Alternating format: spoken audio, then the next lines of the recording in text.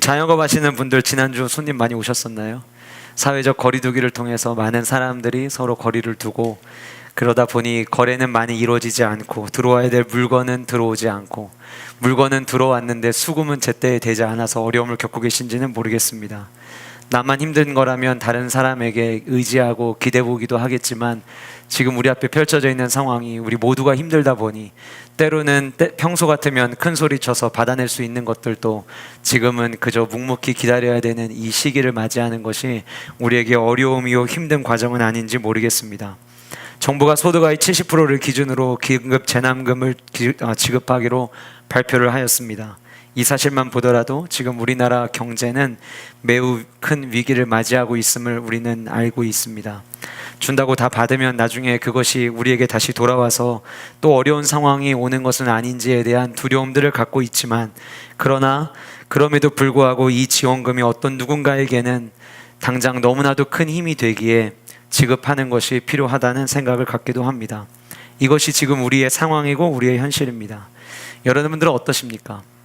우리가 저지난주 그리고 지난주 금식을 하면서 올바른 금식이 무엇인지에 대해서 함께 나눴습니다.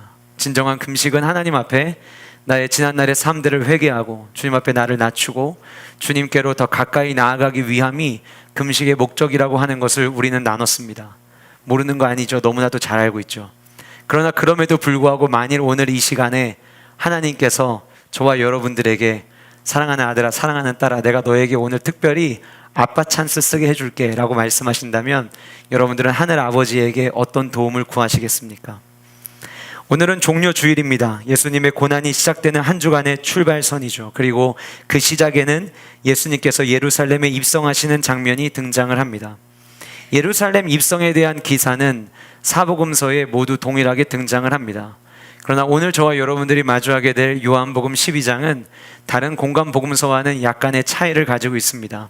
먼저 다른 복음서와는 다르게 이 예수님의 예루살렘의 입성을 매우 짧게 묘사하고 있다는 특징을 가지고 있습니다.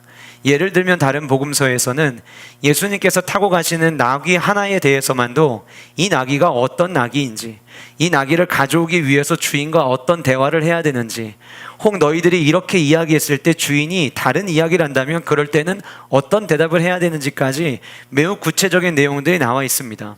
나귀가 어떤 나귀인가에 대해서도 어떤 곳에서는 그냥 나귀 새끼라고 이야기하고 있지만 또 다른 공간복음서에서는 어느 누구도 한 번도 타보지 않은 나귀 새끼라고 이야기하면서 이 나귀의 존재에 대해서도 매우 자세하게 설명을 하고 있습니다.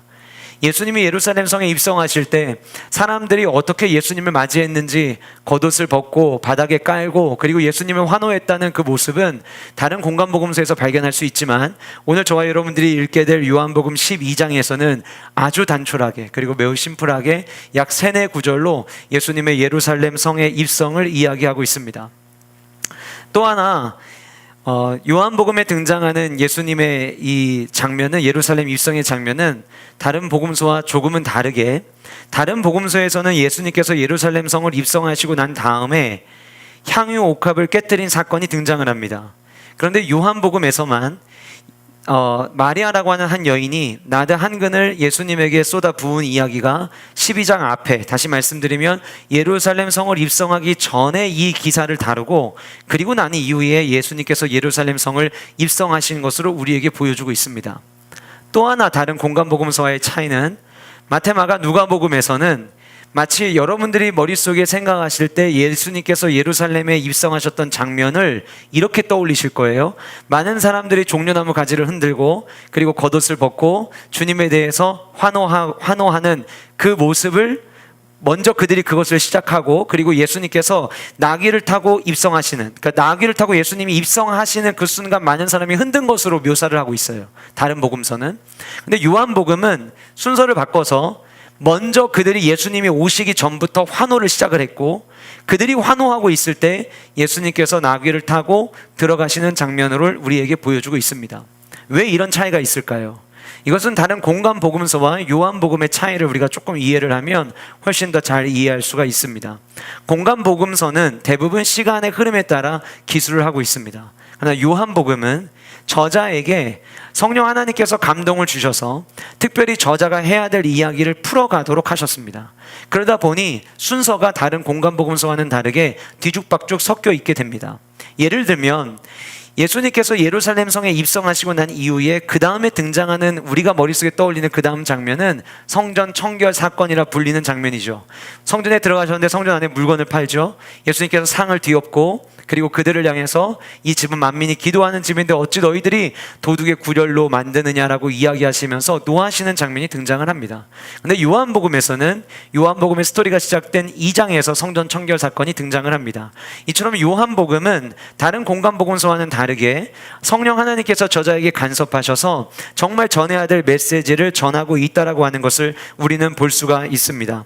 예수님께서 예루살렘 성에 입성하실 때 나사로와 마리아의 삶의 터전이었던 베다니에서부터 예수님이 올라가십니다. 그리고 요한복음 11장과 12장의 이 본문 속에서 하나님께서 이 본문을 통해서 이 베다니에서 예루살렘까지 매우 가까운 거림에도 불구하고 거리상으로 약 2마일, 킬로미터로 따지면 약 3.2km 정도 되는 이 짧은 거리를 예수님께서 걸어가시다가 환호하고 있는 이들을 바라보시고 난 이후에 거의 예루살렘이 다가오셔서 나귀 새끼를 타신 장면이 오늘 저와 여러분들의 본문의 내용입니다.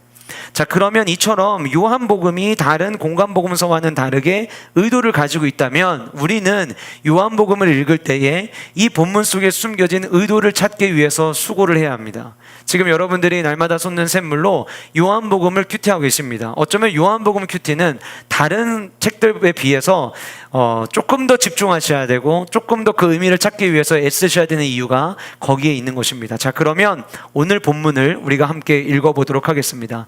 오늘 함께 읽으실 본문은 요한복음 12장 12절에서부터 19절까지의 본문인데요, 한 절씩 교독하도록 하겠습니다. 12절입니다.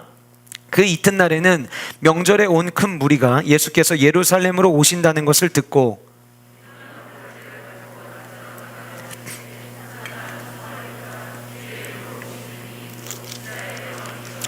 예수는 한 어린 나귀를 보고 타시니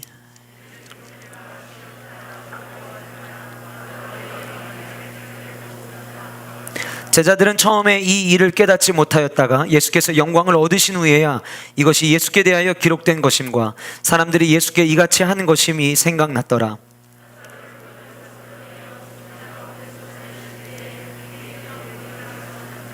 이에 무리가 예수를 맞음은 이 표적 행하심을 들었음이로라. 바리새인들이 서로 말하되 볼지어다 너희 하는 일이 쓸데없다. 보라 온 세상이 그를 따르는도다 하니라. 아멘. 오늘 이 말씀 속에서 예수님의 숨겨진 바램은 과연 무엇이었을까? 어떤 의도로 이 본문이 쓰여졌으며 오늘 이 시대를 살아가는 저와 여러분들에게는 동일하게 어떤 하나님의 바램을 우리에게 말씀하기를 원하실까? 말씀을 통해서 함께 생각하고 또 은혜 받으시는 시간 되시기를 주님의 이름으로 축복합니다. 첫 번째, 주님의 숨겨진 바램은 너를 만나고 싶었다는 주님의 마음이었습니다. 제가 요한복음 12장의 이 본문을 오늘 본문으로 선택을 하고 저의 평상시라면 이 말씀이 다른 공간복음서에도 나와 있기 때문에 공간복음서들과 비교하면서 이 말씀의 숨겨진 의미를 찾으려고 했겠지만 오늘 이 말씀을 준비할 때에는 다른 복음서를 찾지를 않았습니다. 이유는 왜 그랬냐면 조금 더 요한복음에 집중하고 싶어서였습니다. 과연 이 요한복음 안에 하나님께서 숨겨놓은 보물은 무엇일까?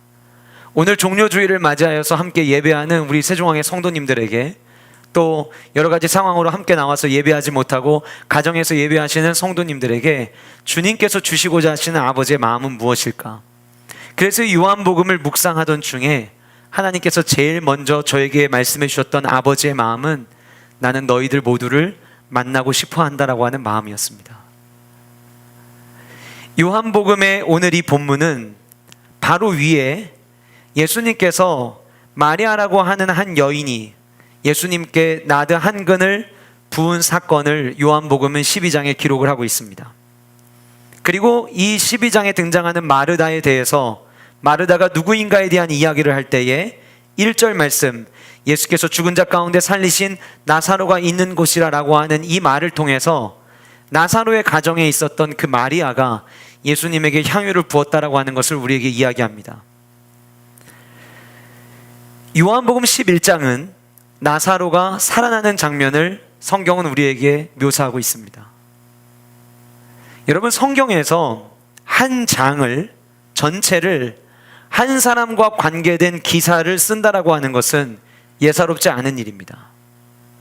근데 요한복음 11장에 이 나사로라고 하는 한 사람을 예수님께서 살리신 장면으로 모두 설명을 하더니 12장에 넘어와서는 그 나사로의 가족인 마리아가 예수님께 향유를 깨뜨려서 주님의 죽음을 준비한 모습을 우리에게 보여주고 있어요. 과연 이것이 의도하는 것이 무엇일까? 역사가였던 요세푸스의 글에 따르면 이 유월절에 예루살렘에 머물고 있던 사람들을 비롯해서 유월절 절기를 지키기 위해서 예루살렘 성으로 올라왔던 많은 사람들의 숫자가 약 270만 명이 되었다고 합니다. 주 66년의 기록에 보면 유월절에 25만 5천 마리의 양이 희생제물로 드려졌다고 합니다. 무엇을 의미하는 것일까요? 유월절에 매우 많은 인파가 예루살렘 성에 모였다는 것을 우리에게 보여주고 있습니다. 이것은 무엇을 의미하냐면 그들 안에 종교적 열정이 있었다는 것을 보여줍니다. 단편적인 예로 당시에 있었던 유대 사람들은 세례 요한이 활동을 할 때에 세례 요한에게 이렇게 질문을 합니다. 당신이 메시아입니까? 이 말은 평상시에 그들이 삶 가운데서 메시아를 기다려왔다라고 하는 것을 볼 수 있는 단편적인 모습입니다. 그토록 그들은 메시아가 임하기를 갈망하고 있었다라고 하는 것이죠. 그렇게 주님이 오기를 갈망했던 그들이 예수님께서 예루살렘으로 오신다는 말을 듣게 됩니다. 어떻게 들었나요? 오늘 저와 여러분들이 함께 읽은 요한복음 12장 17절과 18절이 그것을 우리에게 이야기합니다. 그때 당시 예루살렘 성에 주님 입성하실 때 환호했던 사람들은 두 그룹으로 나눌 수 있는데, 첫 번째 그룹은 누구인가 하면 예수님께서 죽었던 나사로를 살리실 때에 그 현장에 있었던 사람들이라고 17절에 이야기를 합니다. 요한복음 11장 45절에는 이런 기록이 있습니다. 마리아에게 와서 예수께서 하신 일을 본 많은 유대인이 그를 믿었으나, 많은 사람들이 예수님을 믿었는데 그들이 누구냐? 예수님께서 행하신 일을 본 자들이라는 거예요. 그 예수님께서 행하신 일은 뭐 어떤 일이냐? 바로 앞에서 이야기하고 있는 나사로를 살리신 사건이라고 하는 것입니다. 나사로를 살린 것을 직접 눈으로 목격했던 자들이 있었고, 두 번째 그룹은 어떤 그룹이냐면 그들이 예수님에 대한 소식을 전함으로 말미암아 그 이야기를 듣고 그 예수님을 만나러 나온 자들이었어요. 죽은 나사로를 살리실 만한 분이라고 한다면 나도 그분의 은혜를 좀 누렸으면 좋겠다, 나도 좀 그분을 만나봤으면 좋겠다라고 하는 마음을 가지고 주님이 올라오시는 이 예루살렘 성 입구에 수많은 인파가 몰렸다는 것입니다. 그런데 여러분, 제가 요한복음을 읽으면서 11장을 읽고 12장을 읽으면서 주님 오늘 이 본문 안에 그 어떤 공간 복음보다도 예루살렘 입성에 대한 단서가 적은 이 본문 속에서 주님께서 오늘 이 주일날 예배하러 나온 우리 성도님들에게 주님께서 전해주시고자 하시는 아버지의 마음이 있다면, 주님의 숨겨진 바람이 있다면 주님 그것이 무엇입니까? 라고 기도하던 중에 주님께서 제게 주셨던 은혜가 있었습니다. 그것이 무엇이냐면 11장과 12장의 앞부분까지는 철저하게 한 사람의 이야기였습니다. 조금 확대된다면 한 가정의 이야기였습니다. 그런데 요한복음 12장 12절부터의 본문은 이제 한 사람이 아닌, 한 가정이 아닌 주님을 경배하러 나오는 모든 사람을 만나주시고자 하시는 아버지의 움직임이 나타나기 시작을 한다는 것입니다. 여러분, 가끔 아이들과 함께 수련회를 다녀오고 하면 아이들 가운데 낙심하는 친구들이 있습니다. 왜 낙심하는 줄 아세요? 목사님, 쟤네들은 많은 은혜를 받은 것 같은데 저는 하나님 은혜를 못 받은 것 같아요. 저 하나님 못 만난 것 같아요. 이런 낙심이에요. 때로는 어떤 누군가는 하나님의 은혜가 늘 있고 마치 죽은 자가 살아나는 것 같은 이 정도의 기적은 아닐지라도 다른 성도의 가정을 살펴보면 그 가정에는 늘 하나님의 도우심이 있는 것 같고 하나님의 기적들이 끊이지 않는 것처럼 보이는데, 유독 나는 그거에서부터 거리가 멀어진 삶을 살아가는 것처럼 느끼는 모습들이 어쩌면 대부분의 성도님들이 느끼는 감정이라고 생각이 되어져요. 그런데 오늘 본문에서 주님은 이제는 한 사람이 아닌, 이제는 한 가정이 아닌 모두를 향해서 나귀 새끼를 타고 다가오십니다. 저는 오늘 이 아침 주님이 여러분들 한 분 한 분을 찾아가시고 여러분들은 주님을 만나시는 그 은혜가 있기를 주님의 이름으로 축복합니다. 그러나 여러분, 그러기 위해서 우리에게 필요한 것이 있습니다. 제가 아까 말씀드렸습니다. 다른 복음서와는 다르게 요한복음은 약간 다르게 묘사를 하고 있다고 말씀드렸죠. 예수님께서 나귀를 타고 입성을 시작하실 때 사람들이 흔든 게 아니었더라고요. 물론 이것이 무엇이 옳으냐에 대한 논쟁은 있을 수 있지만 더 구체적으로 설명할 수 있는 것은 예수님이 가시는 행렬에 앞과 뒤에서, 오늘 우리가 함께 성경 목독했던 말씀처럼 앞뒤에서 주님을 높였다는 이야기가 있어요. 그런데 요한복음은 이 이야기를 조금 더 다르게 독특하게 표현합니다. 그게 뭐냐면, 이미 예수님이 예루살렘 성에 입성하시기 전부터 수많은 무리들이 종려나무 가지를 흔들고 주님을 맞이할 준비를 하고 있었다는 거예요. 제가 질문 하나 드려볼까요? 여러분, 정말 주님 만나기를 원하십니까? 어렵게 살아가는 이 시대에, 이런 때에 주님이 여러분들을 찾아오셔서 여러분들을 만져주시고 여러분들을 위로하시고 여러분들을 격려해 주시기를 여러분들 원하십니까? 그럼 우리가 해야 될 게 있습니다. 주님 은혜 주시면 제가 주님을 경배하겠습니다, 이게 아니라 내가 먼저 주님을 경배하는 거예요. 내가 먼저 주님을 높여드리는 거예요. 내가 먼저 하나님 앞에 호산나라고 고백할 때에 주님께서는 저와 여러분들을 향해 다가오시는 것입니다. 오늘 이 주일이, 이 종려주일이 말씀을 통해서 주님께서 여러분들을 찾아와 주시고 여러분들을 다가가시는 그 은혜가 있기를 주님의 이름으로 축복합니다. 예수님의 숨겨진 바람 두 번째는 더 큰 선물을 주고 싶다는 주님의 간절한 바람입니다. 주님은 저와 여러분들에게 더 큰 걸 주기를 원하신다는 거예요. 여러분, 오늘 본문을 보시면 13절에 종려나무 가지를 가지고 맞으러 나가 외치되 호산나 찬송하리로다, 주의 이름으로 오시는 이 곧 이스라엘의 왕이여 라는 이 구절이 나옵니다. 이제 이 구절을 우리가 집중해서 봐야 돼요. 첫 번째, 종려나무 가지입니다. 여러분, 당시에 구약의 백성들은 유월절에는 종려나무 가지를 흔들지 않았습니다. 오늘 본문은 6월절입니다. 그럼 6월절과 종려나무 가지는 아무 상관이 없는 거죠. 원래 종려나무 가지는 어떤 절기와 연관이 있냐면 초막절과 연관이 있습니다. 그런데 이들이 지금 6월절임에도 불구하고 종려나무 가지를 흔들고 있는 거예요. 그럼 이들은 6월절인데 초막절의 절기에 해당되는 행동을 하고 있는 걸까요? 그렇지 않습니다. 당시 여리고는 예루살렘에서 가까운 곳에 있었고 여리고가 그야말로 종려나무의 밭이었어요. 그래서 종려나무의 도성이라고 불릴 만큼 또 다른 별명을 가지고 있었던 도시가 여리고성이었습니다. 그리고 그 여리고성에 인접했던 곳이 오늘 본문에 등장하는 예루살렘인데, 이 예루살렘에서도 종려나무 가지를 찾는 것은 어려운 일이 아니었다고 합니다. 그러니까 예루살렘에 머물고 있던 자들도 예루살렘 안에서 종려나무 가지를 구하기가 쉬웠고, 예루살렘으로 올라오고 있었던, 여리고를 지나서 예루살렘으로 올라오고 있던 사람들은 진짜로 지천에 깔려있는 게 종려나무 가지였던 거예요. 그런데 그들이 어떤 누군가는 예루살렘 성으로 올라오는 길에서부터 종려나무 가지를 준비해 왔고, 어떤 누군가는 예루살렘 성 안에 많이 있는 그 종려나무 가지를 준비하기 시작합니다. 왜 그들은 초막절도 아님에도 불구하고 종려나무 가지를 흔들었을까요? 주전 141년의 마카비서를 보면 시몬 마카베오가 수리아 세력을 예루살렘의 성체로부터 몰아내었을 때에, 이 전투를 나가고 돌아올 때에 수많은 사람들이 종려나무 가지를 흔들면서 마카베오를 환영했다라고 하는 글이 남겨져 있습니다.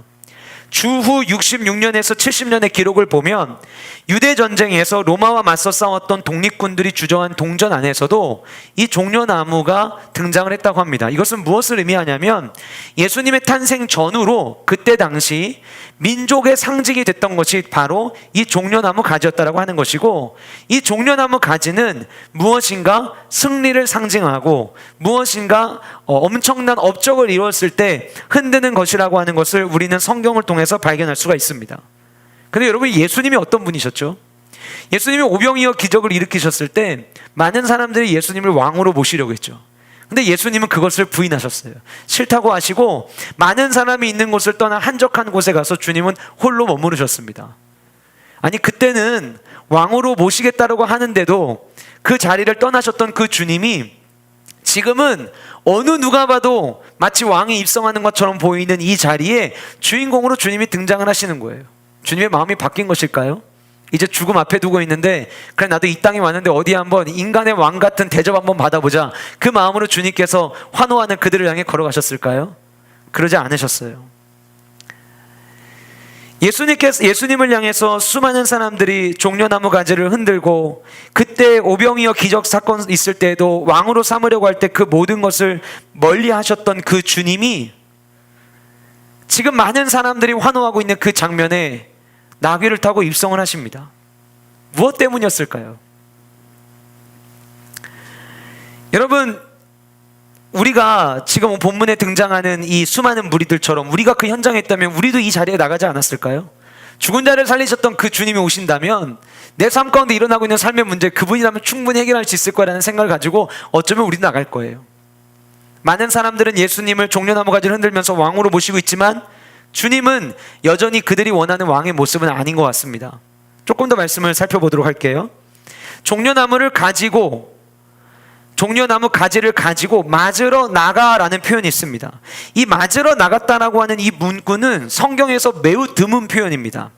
처음에 70인역이라는 성경이 있고 이 70인역을 히브리어로 번역을 합니다. 이 히브리어로 번역된 성경에는 한 번도 등장을 하지 않고 70인역에 있을 때 사사기에 딱 한 번 등장하는 표현입니다. 신약 성경에서는 등장하지 않고 이 표현이 헬라 문학에서 등장을 하는데, 헬라 문학에서 언제 이 표현이 등장을 하냐면 전쟁에 나갔던 군주가 다시 입성할 때 그를 환영하는 차원을 묘사할 때 이 맞으러 나갔다라고 하는 표현이 쓰인다고 합니다. 그러니까 지금 이들은 종려나무 가지를 흔들면서 엄청난 업적을 이루고 승리를 이뤘는데, 그 업적은 어떤 업적이냐? 싸워서 이기는 업적인 거예요. 그 일을 감당해 주기를 원하는 마음으로 종려나무 가지를 흔듭니다. 그러면서 그들이 이렇게 외칩니다. 호산나 찬송하리로다. 주의 이름으로 오시는 이 곧 이스라엘의 왕이시요. 이 고백은 시편 118편에서 그대로 가지고 온 것이에요. 시편 118편의 초막절 기간 동안에 성전의 성가대가 매일 아침마다 부르는 노래입니다. 그런데 이 시편 118편에는 그들이 어떻게 고백하냐면 오시는 이에 대해서 고백을 할 때, 여기서 말하는 오시는 이가 누구냐? 여기서 말하는 오시는 이는 다윗의 가문을 이야기해요. 자, 그러면 이거는 단순히 다윗의 혈통에 따라 오시는 분을 이야기하는 게 아닙니다. 지금 오늘 본문에서 이들이 호산나를 외치고 오실 이에 대해서 고백하고 있는 것은 무엇이냐면 우리가 지금 필요한 왕은 다윗과 같은 왕이라는 고백을 하고 있는 거예요. 다윗이 어떤 왕이었죠? 나가기만 하면 승리하는 왕이었어요. 골리앗과의 전투에서도 승리했던 왕이었어요. 전쟁에만 능했던 왕이었습니까? 행정에서도 너무나도 탁월했던 왕이었습니다. 지금 이들은 바로 그런 다윗과 같은 왕을 구하고 있는 것이에요. 그래서 본문에 오시는 이라고 하는 이 말의 의미가 다윗 가문의 왕이라고 하는 의미고, 지금 그들은 다윗과 같은 왕을 원하고 있다는 이야기입니다. 그들이 외치는 외침에는 호산나라는 고백이 있습니다. 히브리어로 호시아나라고 하는 고백인데, 이 호시아나는 이런 의미입니다. 한번 따라해 보실까요? 지금 구원을 주소서. 한번 내보실까요? 지금 구원을 주소서. 자, 여기서 강조되는 게 있습니다. 뭐냐면 구원을 주소서도 강조되는 거지만 지금이라고 하는 단어예요. 무슨 의미입니까? 더는 지체하지 말아달라는 거예요. 우리가 그동안에 버텨왔지만 너무 힘들다는 거예요. 지금 일하셔야 될 때라고 고백하는 거예요. 지금 당장 우리를 구원해 달라고 고백하는 것이에요. 이후에 이렇게 성경은 또 이야기합니다. 주의 이름으로 오시는 이 곧 이스라엘의 왕이라. 이스라엘의 왕이시오. 여러분, 이 이스라엘의 왕이라고 하는 이 표현은 스바냐 3장 15절의 말씀을 반영한 것입니다. 이 이스라엘이라는 왕의 단어는요, 그냥 이스라엘의 왕 이런 의미가 아니라 어떤 의미를 갖고 있냐면 이스라엘이라고 하는 왕의 이름을 가지고 싸워 승리하는 전투적이고 군사적인 무력의 왕을 기대하고 있는 거예요. 자, 그럼 지금까지 내용을 한번 정리해 볼까요? 유대인들이 꿈꾸고 있는 지금 메시아는 로마로부터 억압당하고 있는 자신들을 거기서 건져내어주고, 그래서 지금 당장 우리를 건져내줘서 이 삶의 문제들로부터 자유로운 삶을 살기를 원하는 간절한 마음을 가지고 있었던 거예요. 그리고 그들이 원했던 왕은 용맹스럽고 전투적이고 잘 싸우는 그런 왕을 그들은 원했던 것입니다. 그런데 그런 고백을 하고 있는 그들을 향해서 예수님은 나귀 새끼를 타고 들어가시는 거예요. 자, 잘 다시 한번 머릿속에 그림을 그려보세요. 예수님이 베다니를 지나서 예루살렘으로 올라가시는데 저 멀리서부터 환호성이 들립니다. 호산나 소리가 들립니다. 더는 지체하지 마시고 지금 우리를 구원해 달라는 그 외침 소리가 멀리서부터 들립니다. 많은 기간을 걸어오셨던 그 주님이 이제 마지막 그들의 외침이 들리는 곳으로 나아가는 그 과정 속에서 주님이 도구를 선택하시는데 그 도구는 나귀였습니다. 이스라엘 백성들, 본문에 등장하는 유대인들의 반응, 13절에 나타나는 이 반응이라면 적어도 예수님은 그들에게 화답해 주시고자 말을 타셔야 합니다. 전쟁에 나가기 위해서 말을 타고 싸움에 나가는 군주가 싸움에 나갔다 들어올 때 말을 타고 들어오듯이 정말 그들이 원했던 건 말을 탄 주님이, 메시아가 들어오기를 그들은 원했던 거예요. 그런데 요한복음은 이렇게 이야기합니다. 그들의 모습을 보시고 주님께서 나귀 새끼를 타셨다는 거예요. 물론 우리 이렇게 이야기할 수 있죠. 스가랴 9장 9절에 예수님께서 나귀 새끼를 타고 성에 입성하실 거에 대한 예언이 이미 있었기 때문에 예수님께서 그 예언을 이루시고자 나귀 새끼를 타신 게 아닙니까? 라는 이야기할 수 있어요. 그러나 그 말도 맞는 이야기지만 저는 이 말씀 속에서 예수님 안에 숨겨져 있는 의미를 찾고 싶었어요. 주님이 지금 뭘 말씀하시는 것 같으세요, 여러분? 어쩌면 호산나를 외치며 종려나무 가지를 흔들고 있는 수많은 사람들에게 멀리서부터 보여지는 누군가가 걸어오기 시작하고 누군가가 무엇인가를 타고 걸어오기 시작하는데 점점 가까이 오면 올수록 말이 아니라 나귀라는 것을 발견했을 때 그들은 매우 혼란스러웠을 거예요. 어리둥절했겠죠. 왜요? 우리가 원한 그림은 이게 아닌데라는 거예요. 게다가 나귀 새끼가 가까이 다가오면 다가올수록 이 나귀가 정말 이제 막 태어난 나귀라는 거. 예수님을 태워서 오는데 걷는 것 자체가 너무 힘겨워 보여요. 왜요? 성경에 이야기했어요. 한 번도 아무도 태워보지 않은 나귀라고 성경은 이야기하고 있거든요.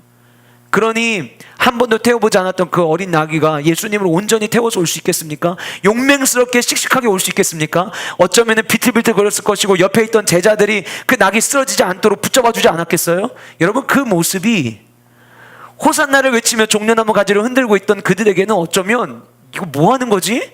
우리가 뭔가 잘못 생각하고 있나? 라는 생각을 가질 수밖에 없는, 그런 생각을 할 수밖에 없는 상황이었을 거라는 거예요.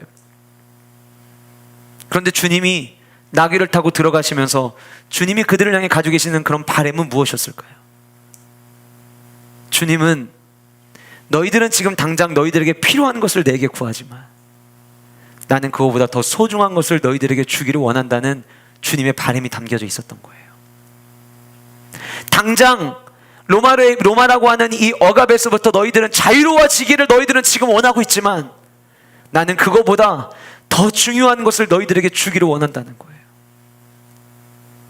우리가 코로나 바이러스라고 하는 이 상황에 한 번도 마주해 본 적이 없던 이 전염병의 사태를 바라보면서 우리의 마음이 이러지 않습니까? 주님, 더 이상 지체하지 마시고 지금 우리를 구원하여 주시옵소서. 주님, 이 상태로 일주일이 더 가면 우리 가정 주저앉습니다. 주님, 이 상태로 조금만 더 가면 더 이상 살아갈 수 있는 용기와 소망을 더 이상 찾을 수가 없습니다.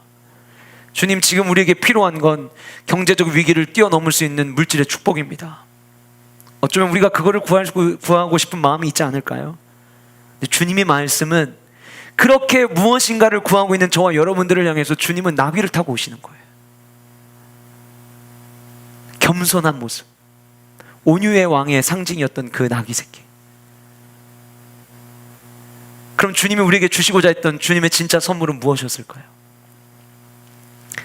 로마서는 이렇게 기록하고 있습니다. 죄의 삭은 사망이요 하나님의 은사, 여기서 말하는 은사는 성령의 은사를 이야기하는 게 아니에요. 여기서 은사는 말 그대로 선물이라는 단어를 은사라고 번역을 하는 거예요. 그럼 무슨 얘기입니까? 하나님의 선물은 그리스도 예수 우리 주 안에 있는 영생이니라.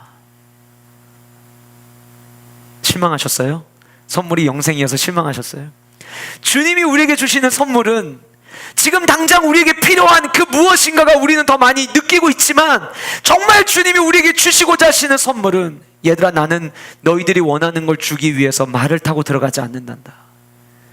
나는 너희들에게 줄 진짜 중요한 선물, 가장 좋은 선물, 이 영생을 나는 너희들에게 주기를 원한단다. 그 마음을 가지고 주님은 나귀 새끼를 타고 입성을 하고 계셨던 거예요.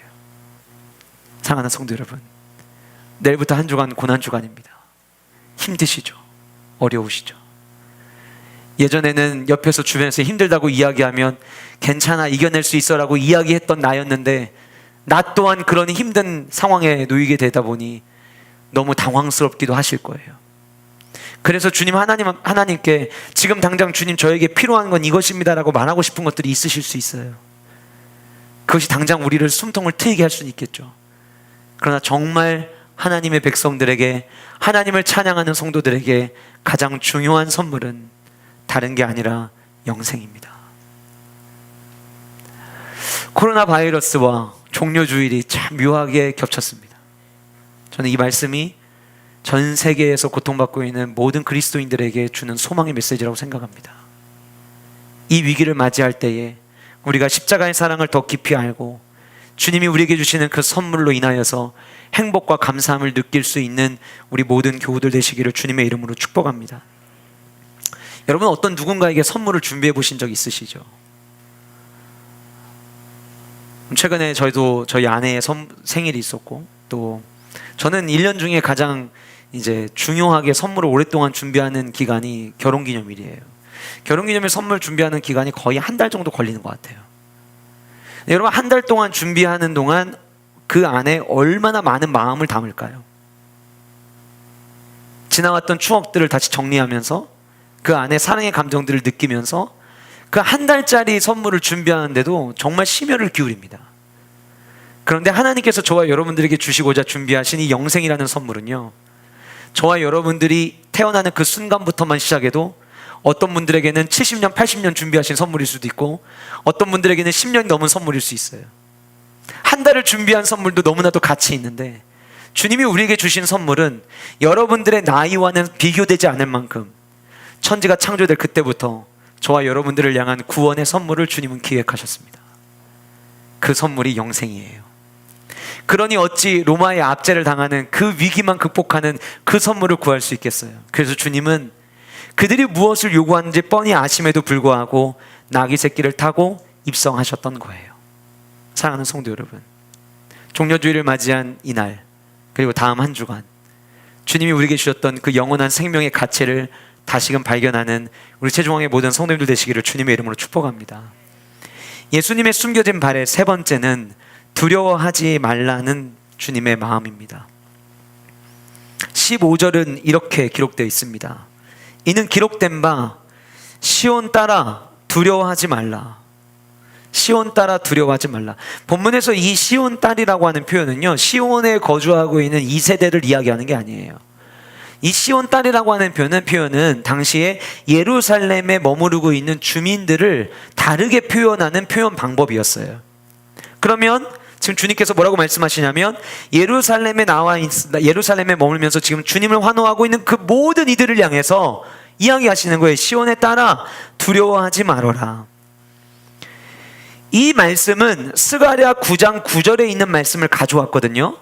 그래서 스가랴 9장 9절에서 왜 이 말씀을 하셨는지 우리가 배경을 좀 살펴봐야 되는데, 스가랴 9장 9절에 등장하는 예루살렘의 사람들은 당시에 억압받고 압제받는 삶을 누리고 살아가고 있었어요. 그래서 그 모습을 보시고 하나님께서 스가랴라고 하는 선지자를 통해서 예루살렘에 머물고 있는 시온의 딸들아, 두려워하지 말라고 이야기하신 거예요. 그런데 여기서 재미난 다른 부분이 있어요. 뭐냐면 스가랴 9장 9절 말씀을 보시면, 스가랴 9장 9절에는 시온에 따라 크게 기뻐할지어다 라고 이야기하고 있다는 거예요. 스가랴 9장 9절에서는 시온에 따라 크게 기뻐하라고 이야기했는데, 예수님은 지금 요한복음 12장에 들어와서는 시온에 따라 두려워하지 말라고 말씀하고 있다는 거예요. 그럼 무슨 얘기냐면, 기뻐하라는 그 말이 두려워하지 말라는 말로 대치된 거예요. 왜 그랬을까요? 두려운 마음을 갖고 있는 사람은 절대 기뻐할 수 없습니다. 우리 안에 무엇인가에 두려움이 있다면 기쁨이 없어지는 거예요. 여러분, 내 마음 안에요, 두려움이 없고 염려하는 일들이 없잖아요.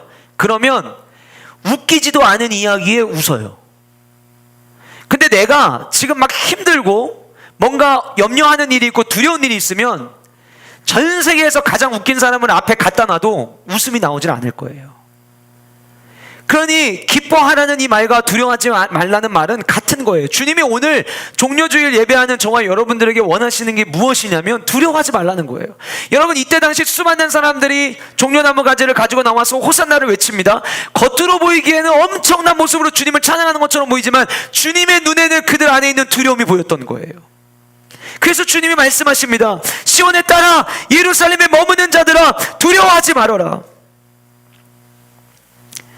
인간의 두려움을 연구한 휴 미실딘 박사가 인간의 두려움은 영아기 때에 생겨난 기초적 두려움에서부터 계속된다라고 이야기를 합니다. 그러면 영아기 때 생겨났던 이 3대 기초적 두려움이 무엇이냐? 첫 번째는 떨어지는 두려움이에요. 뭐 위에서 떨어지는 게 아니라 분리되는 것을 의미합니다. 그래서 아이들이 엄마 아빠랑 떨어지면은 막 눈물을 흘리고 우는 이유가 그 불안감 때문에 그렇다는 거예요. 그런데 여러분, 이 떨어지는 두려움이 성인이 되면 어떤 두려움을 우리에게 찾아오냐면 실패에 대한 두려움, 혹은 뜻하지 않게 찾아오는 사건과 사고에 대한 두려움으로 바뀌게 된대요. 그러니까 우리가 삶을 살아가면서 내가 지금까지 이렇게 잘 이루어놨는데 이게 한순간에 실패되면 어떡하지라고 하는 두려움을 갖는 거, 그리고 전혀 경험해보지 않았던 사고, 지금 우리는 전 세계가 이 코로나라고 하는 전염병을 마치 사고처럼 맞이하고 있어요. 그러다 보니까 우리 안에 두려움이 있는 거겠죠. 이 두려움이 어릴 때부터 온다는 거예요. 두 번째 두려움은 무엇이냐? 두 번째 두려움은 큰 소리에 대한 두려움이래요. 아이들에게 갑자기 이렇게 이야기하면 애들이 깜짝 놀라죠. 근데 그때 아이들이 어릴 때 이 큰 소리에 대해서 두려움을 가졌던 것이 성인이 되면 어떤 두려움이 되냐면 비판에 대한 두려움, 폭력이나 침범에 대한 두려움으로 우리에게 다가온대요. 자, 비판과 침략, 폭력이 다른 것처럼 보이지만 똑같아요. 무슨 얘기입니까? 내가 만들어 놓고 내가 옳다고 생각하는 영역이 있는데 누군가가 비판을 한다는 건 이 영역에 대해서 침범을 하는 거예요. 그래서 남이 나를 비판하면 거기에 대한 두려움을 갖거나, 아니면 누군가가 우리 가정을 침범을 하려고 하면 그거에 대한 두려움을 갖는 거. 역시 이것 또한 지금 코로나 바이러스와 너무나 저는 깊은 연관이 있다고 생각을 합니다. 여러분, 우리가 그동안에 각자 여러분들 삶 가운데 특별히 자영업 하시는 분들 사업을 어렵게 여기까지 읽어왔는데 지금 경제가 어렵다 보니까 이 모든 것들이 한순간에 무너지면 어떡하나라고 하는, 실패되면 어떡하나라고 하는 그 두려움들이 우리 안에 있고, 내가 있는 이 영역들을 코로나라고 하는 이 바이러스가 침투해 오는 것 때문에 어떻게 대처해야 될지 몰라서 두려워하고 있는 마음들이 우리 안에 있다는 것이죠. 세 번째 두려움은 버려지는 두려움입니다. 이것은 우리 안에 내적인 두려움이 돼서 때로는 고독과 불안함과 그 다음에 대중기피 현상으로 우리에게 나타나게 된다고 하는데, 이것은 또 다른 어떤 모양을 만들어내냐면 미래에 대한 두려움, 더 나아가서는 죽음에 대한 두려움까지 온다고 해요. 어때요 여러분? 코로나 바이러스 나는 안 걸릴 거라고 생각하지만 아무도 모르는 거잖아요 사실. 그러다 보니까 바이러스에 걸리면 어떡하지라고 하는 염려 때문에 움츠리게 되고 나가지 못하게 되고, 누군가 동선만 겹치면 괜히 먼저 내가 겁부터 나고 나에게도 혹시 이 전염병이 찾아오면 어떡하나라고 하는 두려움들이 우리 안에 있지 않나요? 내 미래가 어떻게 될지 모르는 이 두려운 마음들, 그 두려움, 지금 어떻게 보면 우리가 가지고 있는 동일한 두려움이라고 생각이 되어집니다. 결국 여러분, 두려움은요 미래를 예측하지 못할 때 우리에게 찾아옵니다. 예전에 무한도전이라고 하는 프로그램에서 이런 실험을 했어요. 출연진들에게 안대를 끼우고 MBC로 출근한 이 출연진들을 갑자기 승합차에 태웁니다. 그리고 서울의 그 가운데 있는 섬 있죠. 서울 가운데 한강에 밤섬, 그 밤섬에 데리고 가요. 그리고 거기에 헬기 소리가 나도록 실제 헬기 이 프로펠러 돌아가는 소리와 그 다음에 항공유를 중간중간에 뿌려가지고 항공유가 막 냄새가 맡아지게 하고 하니까 이 출연진들이 기겁을 하기 시작을 하는 거예요. 가리고. 자기 고소공포증이 있다고 자기는 못한다고 막 이야기를 하면서 강제로 옆에 있는 두 명의 사람들이 이 출연진을 태웁니다. 근데 어디에 태웠냐면 헬기에 태운 게 아니라 봉고차에 태운 거예요. 이쪽 봉고차에서 내려서 다른 봉고차에 태웠는데 이 봉고차를 리프트를 띄워가지고 밑에서 사람들이 막 흔들기도 하고, 그리고는 그 옆에 있는 사람들이 마치 이게 지금 공중에 헬기가 뜬 것처럼 막 그 엄청난 시끄러운 프로펠러 소리도 들리게 하고 한참을 그리고 난 다음에 시간이 지나서 자 이제 우리 뛰어내릴 겁니다. 그리고 양쪽에서 붙잡아요. 막 난리를 핍니다. 뛰어내렸어요.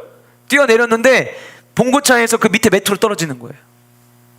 얼마나 웃겼는지 몰라요. 근데 여러분 그게 보는 시청자들은 너무 재밌게 봤지만 당사자는 두려워 죽으려고 합니다. 이유가 왜 그런 줄 아세요? 보이지가 않기 때문이에요. 앞이 보이면 두려움이 없어요. 그러나 지금 우리가 마주하고 있는 이 상황은 앞을 예측할 수 없는 상황을 우리는 마주하고 있습니다. 동대문 쇼핑몰에 대한 기사가 났습니다. 임대료를 받지 않겠다고 하는데도 들어오는 사람이 없다라고 합니다. 대한민국 인구가 5천만입니다. 그 중에 임금을 받으면서 일하고 계시는 분들이 2천만 명이라고 통계청은 발표를 했습니다. 미국은 2주 동안 실직자가 지금 1,000만 명을 넘어섰습니다.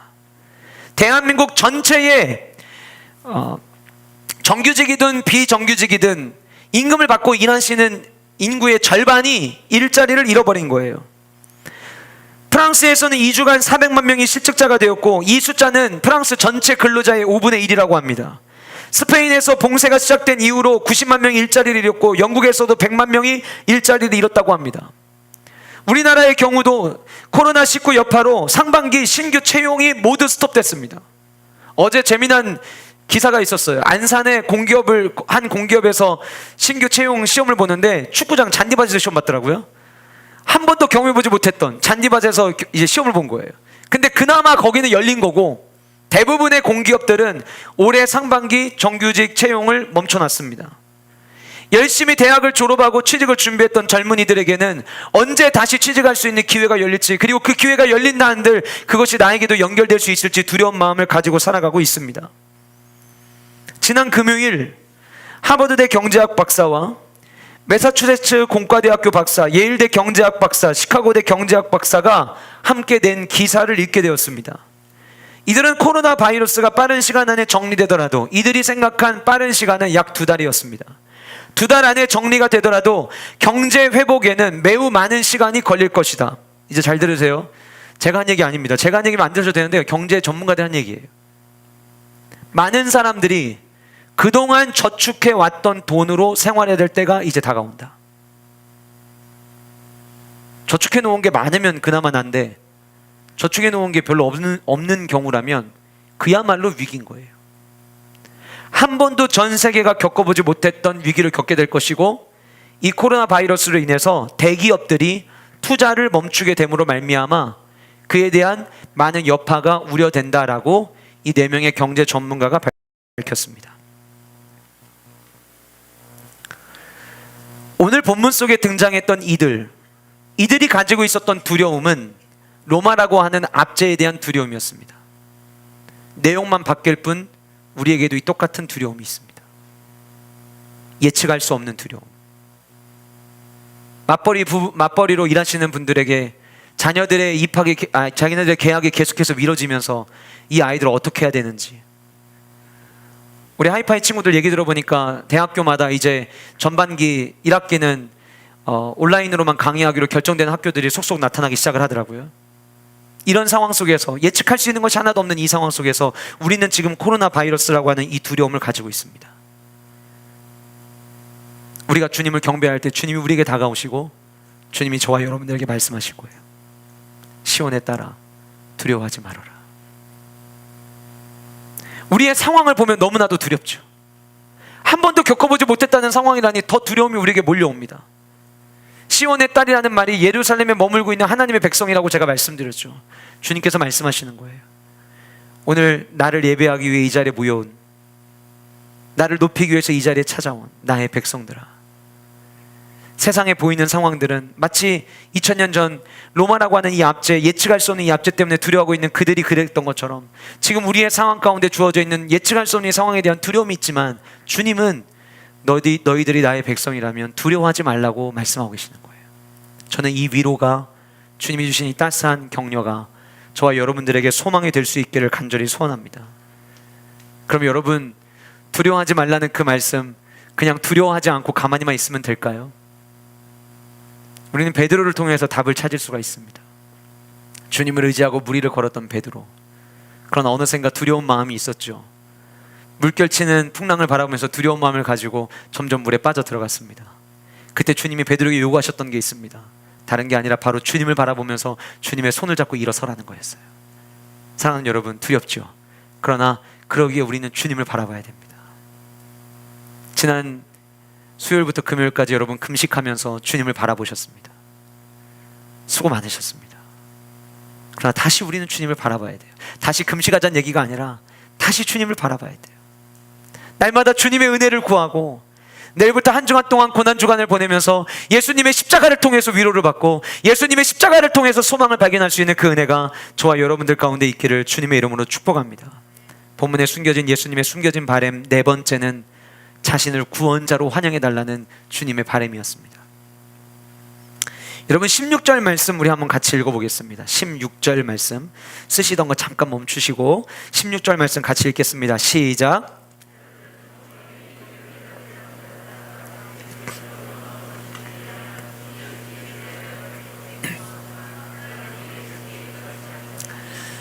우리가 정확히 이 말씀 속의 의미가 무엇인지가 이해가 되지 않을 때에는 같은 그 권 안에서, 성경 안에서 어떻게 얘기했는지를 보면은 단서가 될 수 있어요. 예를 들면 요한복음의 문장이 뭔가 애매모호하고 잘 모르겠다, 그러면 이런 비슷한 말을 요한복음 안에서 또 다른 데서 어디서 했는지를 생각을 해보면 보다 더 해답을 찾을 수가 있습니다. 오늘 본문에 보시면 예수님 뭐라고 기록하고 있냐면, 이제 이 예루살렘 입성에 대한 이야기가 다 끝났어요. 끝나고 16절은 이 이야기에 대한 부연 설명이에요. 근데 뭐라고 이야기를 하냐면, 제자들이 처음에는 이 일을 깨닫지 못했었대요. 이게 무슨 얘기입니까? 말을 타고 입성하시고 우리를 이 압제에서부터 건져내 주실 용맹스러운 주님을 기다렸던 그 수많은 사람들에게 예수님이 어린 나귀 새끼를 타고 예루살렘에 입성하신 것을 그때는 이해를 못했다는 거예요. 그때 이해를 못했는데 성경에 뭐라고 이야기하냐면, 예수께서 영광을 얻으신 후에야 그들이 깨달았다는 거예요. 그럼 여러분, 이 말씀을 우리가 이해하기 위해서 요한복음 2장에 있는 말씀을 우리가 살펴볼 필요가 있어요. 요한복음 2장에 어떤 말씀이냐면, 아까 제가 말씀드린 것처럼 예수님께서 성전에 들어가셨는데 성전에서 막 물건을 팝니다. 예수님이 분노를 일으키시고 성전에 있는 모든 상을 뒤엎으시면서 너희들이 어떻게 하나님의 전, 그리고 만민이 기도하는 집을 강도의 굴레로 만들 수 있냐고 예수님께서 분노하셨죠. 그리고 이 성전을 허물어라, 내가 사흘 만에 다시 짓겠다고 주님께서 말씀하셨어요. 그 말을 듣고 수많은 사람들이 이해를 못했어요. 이걸 지금까지 짓는 동안 수십 년이 걸렸는데도 아직도 완성되지 않은 것처럼 보이는 이 성전을 어떻게 허물고 사흘 만에 다시 짓겠느냐, 라는 것에 대해서 이해를 하지 못할 때, 그때 주님께서 하셨던 말씀입니다. 같이 한번 읽어보실까요? 같이 읽겠습니다. 시작.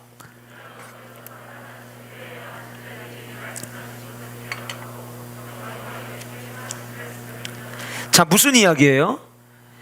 지금 오늘 본문에서 예수께서 영광을 얻으신 후에야 라고 하는 이 표현을 이미 요한복음 2장 22절에서 한번 사용했는데, 그때는 이 표현을 구체적으로 이야기하신 거예요. 그러니까 앞에서 구체적으로 이야기를 하셨기 때문에 뒤에서는 그 사건이 여호와께서 영광을 얻으시는 일이라고 이야기를 하고 있는 거예요. 그런데 이 영광을 얻으시는 일은 결국 무엇이냐? 죽은 자 가운데서 살아나신 사건을 이야기하는 거예요. 여러분, 예수님의 제자들이 뭔가 용맹스럽고 멋있는 말을 타고 들어오기를 원했지만, 예수님은 준마처럼 빨리 달릴 수도 없고 건장한 말처럼 무장을 할 수도 없고 전사의 위험스러운 모습도 없는 그 모습으로 주님이 들어오셔서 도무지 이해가 안 됐던 거예요. 그런데 이 사건이 있고 난 다음에 예수님의 순환의 시간들이 지나고 예수님께서 십자가에 못 박혀 죽으시고 난 이후에 그분이 말씀하신 대로 약속하신 것처럼 다시 살아나셔서 그들에게 자신의 부활의 모습을 보여주시다가 주님께서 승천을 하십니다. 구약은 이 땅에 구원자로 오실 메시아에 대해서 예언을 하고 있고, 사복음서는 그 예언을 이루기 위해서 오신 예수님에 대해서 조명을 하고, 나머지 사도행전에서부터의 말씀은 다시 오실 예수님에 대한 이야기를 우리에게 하고 있어요. 이미 구약에서부터 예수님이라고 하는 분은 십자가 밖에 죽으시고 사시고 다시 오실 분이라는 것을 모든 걸 예언을 했어요. 그러면 주님은 언젠가 다시 오시겠죠. 예수님의 제자들이 주님이 말씀하셨던 말씀의 퍼즐들이 한 조각 한 조각 맞춰지기 시작을 하는 거예요. 그리고 주님이 그때 왜 나귀를 타고 입성하셨는지 알게 된 거예요. 왜? 뭘 통해서? 나귀는 아까 제가 말씀드렸죠. 겸손의 상징이요 온유의 상징이라고 했습니다. 예수님 십자가 못 박혀 죽으실 때 어떠셨나요? 예수님 능력 있는 분입니다. 말 한마디면 모든 걸 할 수 있는 분이에요. 예수님을 못 박는 로마 병정들이 주님이 만약에 예수님의 팔목, 예수님의 손목에 못을 박는 그 로마 병정의 마음을 움직여서 로마 병정이 자기 손에 못 박혀도 할 수 있는 분이에요. 모든 게 가능하신 분이에요. 십자가 위에서 내려오라는 거 아무렇지도 않게 내려오실 수도 있어요. 그런데 주님은 한 번도 그들을 향해 저항하지 않으셨어요. 온유하신 모습으로 주님은 십자가에서 그렇게 죽으셨어요. 무엇을 위함이었습니까? 저와 여러분들을 구원하시기 위함이었어요. 제가 이 말씀을 묵상하는데 주님께서 저에게 그런 마음을 주셨어요. 지금 당장 너희들에게 필요한 문제가 뭔지 알아. 지금 당장 너희들이 어떤 위험에 있고 그 위험에서 건져내기 위해서 무엇이 필요한지 나는 너무 잘 알아. 그리고 2000년 전에 수많은 사람들이 그런 나를 꿈꾸고 나를 위해 환호했던 건 난 알고 있어. 그런데 시간이 지나서 제자들이 비로소 깨달았던 것처럼 너희들의 삶에 있는 문제를 해결하기 위해서 나를 환영하는 게 아니라 너희들의 구원자로 나를 환영해 줄 수 있냐고 물으시는 것 같았어요.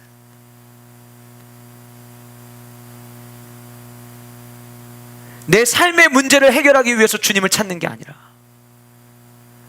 나의 구원자로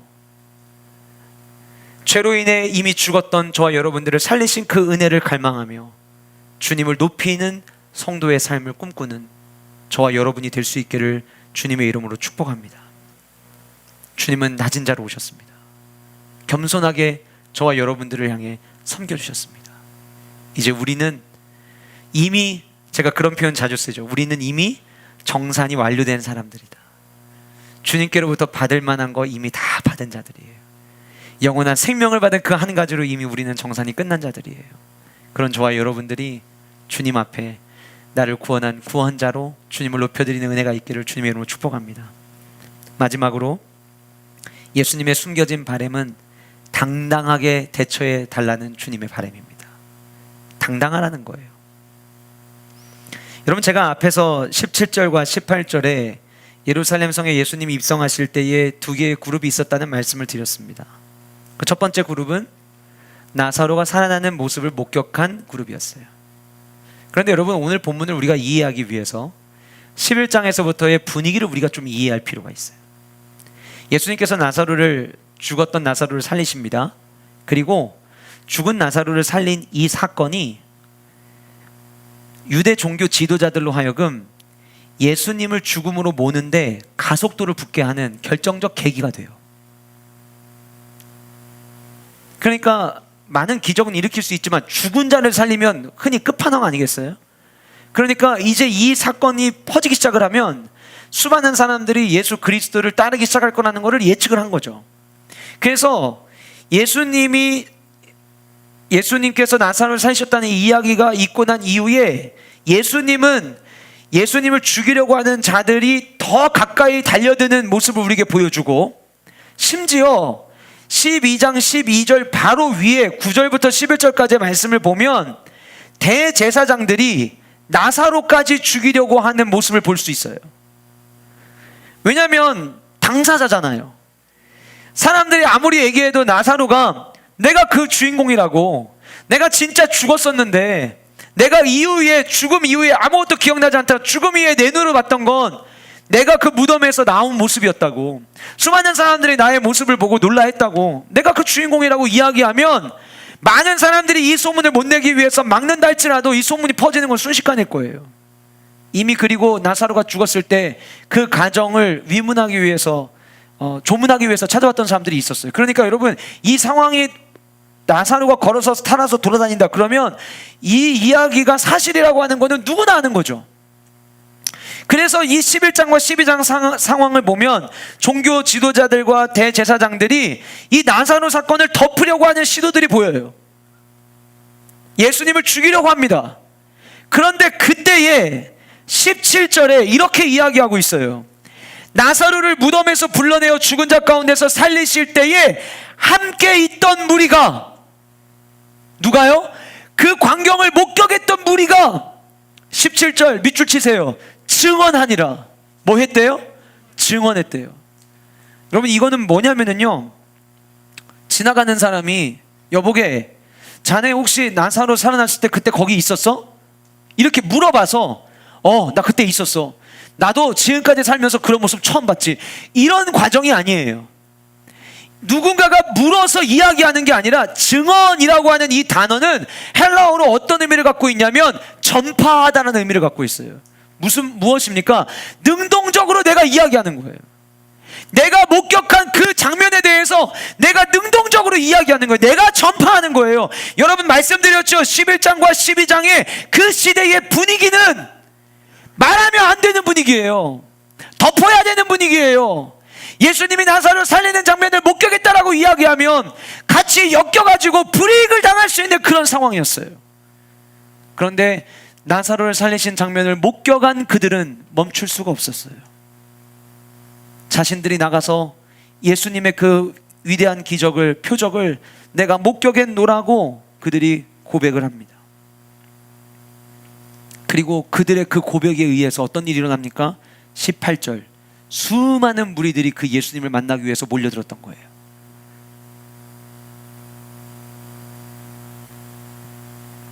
지금 여러분, 교회가 놓여있는 상황이 이런 상황 아닌가요?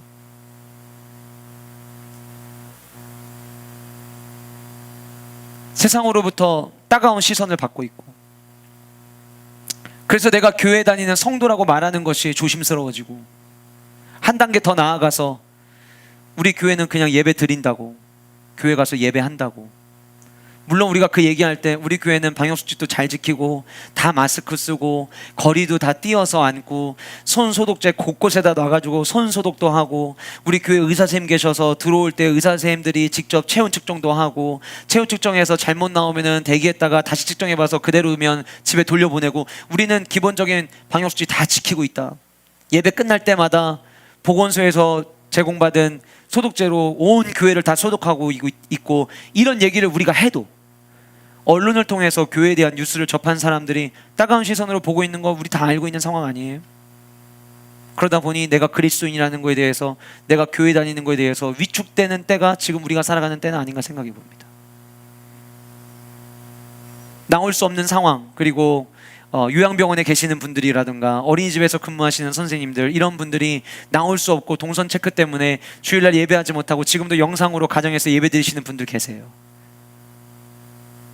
우리 교회는 그런 분들 안 계시길 원하지만, 그럼에도 불구하고 같은 교회 안에서도 지금 같은 때에 교회 가서 예배 드리는 건 미련한 것이라고 이야기하는 이들이 있을 수도 있습니다. 예수님을 믿는 것 왜 당당하지 못합니까? 내가 주님을 예배하는 걸 왜 그렇게 숨깁니까? 지난주에 마음 아픈 일이 있었습니다. 부여의 한 교회가 예배를 드리고 그 예배 안에서 확진자가 발생했다는 뉴스였습니다. 너무 안타까운 소식이었습니다. 남일같이 들려오지 않더라고요. 그 다음 제 마음을 더 아프게 했던 일이 있었습니다. 그 목사님이 한 언론사와 인터뷰를 하셨는데 이렇게 표현을 하셨습니다. 우리가 예배 드린 거 100번, 1000번 석고대죄합니다. 예배 드리는 게 석고대죄 해야 될 일인가? 석고대죄라는 표현은 죄인이 쓰는 표현인데, 하나님 앞에 예배하는 게 우리가 죄를 짓는 것인가? 물론 그 교회가 방역을 제대로 하지 못했다면, 수칙을 잘 지키지 못했다면 그거는 사과해야겠죠. 그러나 하나님 앞에 예배하는 것은 성도로서 마땅한 거 아니겠습니까?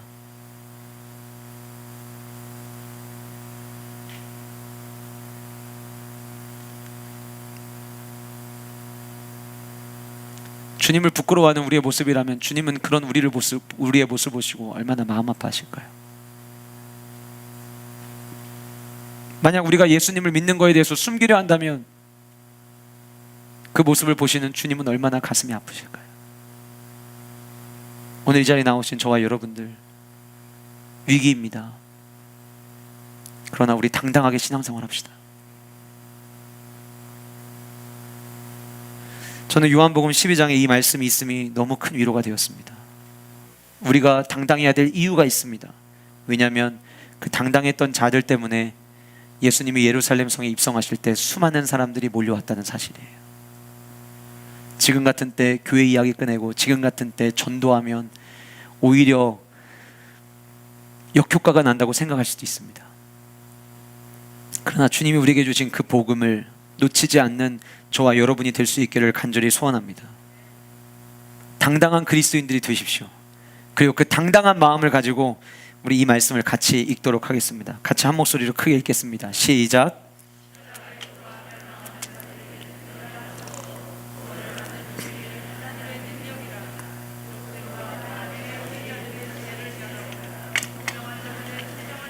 우리 한 번 더 읽어보겠습니다. 좀 더 씩씩한 목소리로, 좀 더 큰 목소리로 당당하게 같이 한번 읽어보시겠습니다. 시작.